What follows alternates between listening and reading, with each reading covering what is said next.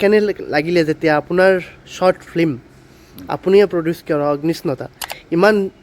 ডাঙৰ ডাঙৰ দুটা এৱাৰ্ডছ পালে, এটা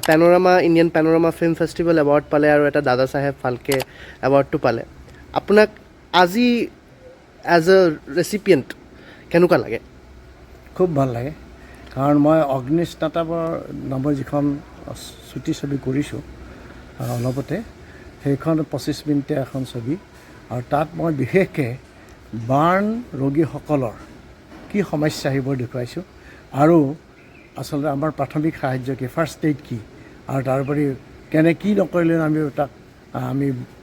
বাৰ্ণ নোহোৱাকৈ ৰাখিব পাৰোঁ, এইবোৰ কথা সেই ছবিখনত আছে। গতিকে তাৰ প্ৰথম উদ্দেশ্য মোৰ আছিল যে কথাবোৰ মানুহে জানক, কাৰণ জুয়ে পুৰা আঘাতৰ বিষয়ে বহুত মানুহে কথাবোৰ নাজানে, আৰু গতিকে মোৰ উদ্দেশ্য হ'ল মানুহে জানক, সেইকাৰণে এইখন এৱাৰনেছ ফিল্ম বুলি ক'ব পাৰি। আৰু এই ফিল্মখন কৰোঁতে আমি স্মিতা বৰ্মনে এইখন ডাইৰেকশ্যন কৰিছে, আৰু তেওঁ খুব মনোযোগ দি কৰাৰ কাৰণে ছবিখন যথেষ্ট ভাল পাইছে মানুহে। আৰু তুমি কোৱাৰ দৰে ইতিমধ্যে দুটা আমাৰ ইণ্টাৰনেশ্যনেল ফিল্ম ফেষ্টিভেলত এই দুটা পুৰস্কাৰ পাবলৈ সক্ষম হৈছে, আৰু নিশ্চয় এই পুৰস্কাৰৰ কাৰণে আমি খুব আনন্দিত হৈছোঁ, আৰু চবতকৈ আনন্দিত হৈছোঁ